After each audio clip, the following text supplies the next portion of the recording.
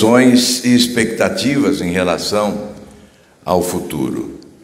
O vereador é o intérprete primeiro das aspirações populares e certamente ele deve ser valorizado por aqueles que, galgando os degraus desta escada da organização política nacional, têm a oportunidade, como eu, de chegar ao último deles, na esperança de promover as mudanças exigidas pelo país. Porque hoje, muitos brasileiros vivem um impasse. Ou muda o Brasil, ou nós mudamos do Brasil.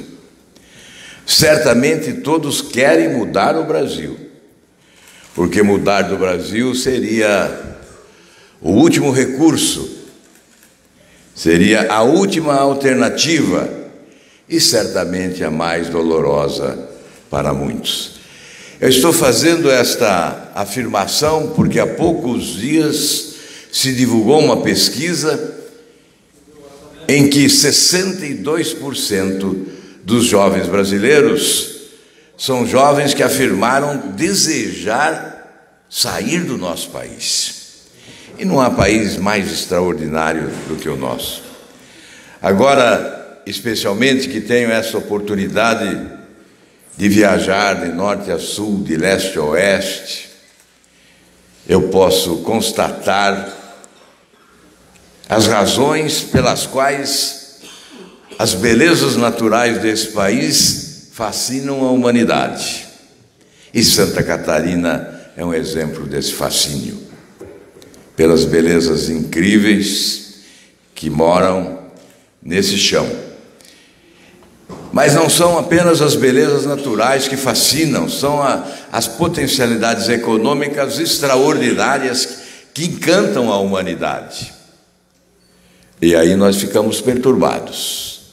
Se há belezas naturais fascinantes, se há potencialidades econômicas extraordinárias, por que em meio a essa ilha de prosperidade, de abastança, de fortuna, de fartura, um oceano de dificuldades, de pobreza, de miséria, de infortúnio? Por que esse contraste gritante entre a prosperidade e a pobreza? Por que 52 milhões de brasileiros num país rico vivem abaixo da linha da pobreza? Porque 15 milhões de brasileiros sobrevivem com apenas R$ 136 por mês? Porque 100 milhões de brasileiros não têm acesso ao esgoto sanitário, que é fundamental para a saúde da população? Porque 35 milhões nem mesmo acesso à água tratada possuem, 17 milhões sequer possuem acesso à coleta de lixo. Por que tanta pobreza, se há muita riqueza? Quem é responsável por esse gritante contraste que nos convoca à responsabilidade? Quem é responsável? O cidadão? O trabalhador? Aquele que acorda cedo, trabalha duro, ganha pouco e paga impostos, carregando o país nas costas? Não, seguramente não são os brasileiros os responsáveis. São alguns brasileiros, são os governantes que decepcionaram, que frustraram, que não honraram compromissos. São governantes que fracassaram, são governantes incompetentes e corruptos que assaltaram os cofres desse país. E nós temos que exigir deles o pedido de perdão. Eles não pedem perdão. Eles não possuem essa humildade. Eles não reconhecem que são os artífices da desgraça da maioria do povo brasileiro.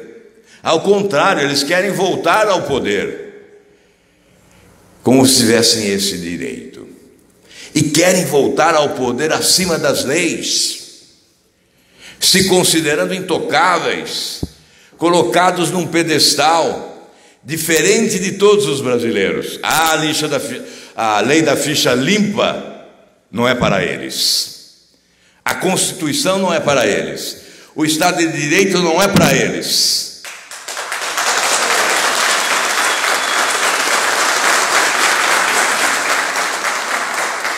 Eles querem a encenação de sempre, a mistificação, a transferência da ilusão como arma de sustentação de projetos de poder de longo prazo que alimentam, idealizando um complexo, sofisticado esquema de corrupção, desnudado agora pela Operação Lava Jato, que tira debaixo do tapete a sujeira acumulada durante tantos anos.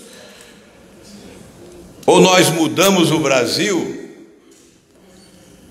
ou o povo ajuda a mudar esse país, ou certamente vamos continuar patinando e vendo a maioria da população sofrendo. O nome da mudança que nós estamos conferindo nesta empreitada é refundação da República. A República que temos se parece com o Império. A minoria assaltou o poder e explora o esforço da população brasileira para preservar os seus privilégios, os seus elitismos. A refundação da República é a substituição desse sistema. Esse é o sistema corrupto e incompetente. Ele foi instalado em Brasília, mas ele foi transplantado para estados e muitos municípios brasileiros, distribuindo corrupção e incompetência e promovendo o infortúnio da maioria do povo. Esse sistema é fábrica de escândalos, é o do loteamento dos cargos, do aparelhamento do Estado. Nesse sistema, os governantes voltam as costas para a população. Há um divórcio entre o Estado e a sociedade. Divórcio que ocorreu, por exemplo, lá em Canudos, no interior da Bahia, quando os revoltosos confrontaram o poder, porque não suportavam mais as injustiças e o abandono. Lá se consagrou o divórcio entre o Estado brasileiro e a sociedade. Mas hoje nós estamos reeditando o divórcio que foi a causa de uma revolta que fez sucumbir crianças, jovens e velhos sob a violência dos prepotentes. Nós não podemos mais admitir isso. Eu narrei algumas das consequências desse sistema que leva o país à pobreza. Não falei da violência, mas é preciso colocar a violência no país como retrato da incompetência dos governantes e desse sistema caótico que vem assolando o Brasil há muitos anos. Em 10 anos, de 2006 a 2016, o Brasil sepultou 324 mil jovens assassinados. 7 vezes mais, jovens de 14 a 25 anos, 7 vezes mais o número de soldados mortos na guerra do Vietnã durante 20 anos. E nós não estávamos em guerra. Supostamente nós estávamos vivendo a paz. Mas que paz vivemos? Essa é a paz que queremos? Da violência avassaladora que tira vidas e promove o infortúnio de milhares de famílias neste país? E é preciso dizer que mais de 80% desses assassinatos têm origem nas drogas. É por essa razão que entre as propostas que nós estamos apresentando para o setor de segurança pública, uma política de Estado de segurança pública, nós estamos incluindo uma frente latino-americana de combate à produção e ao tráfico de drogas, certamente ligada à OEA, Organização dos Estados Americanos, para impedir que as nossas famílias, os nossos filhos e os nossos netos sejam vítimas de traficantes que transitam livremente pelas fronteiras desse país, trazendo o veneno da morte, que é a droga. Refundar a República é promover reformas importantes. Eu desenhei rapidamente um cenário pessimista. O diagnóstico tem que ser pessimista porque é real, mas nós não podemos sucumbir diante do pessimismo. Não podemos nos constituir em filhos do pessimismo, herdeiros do fracasso. Nós temos que ser filhos da coragem. Nós temos que ser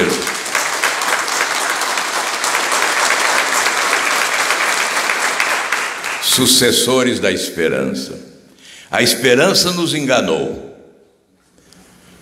Plantaram a esperança e colhemos decepção.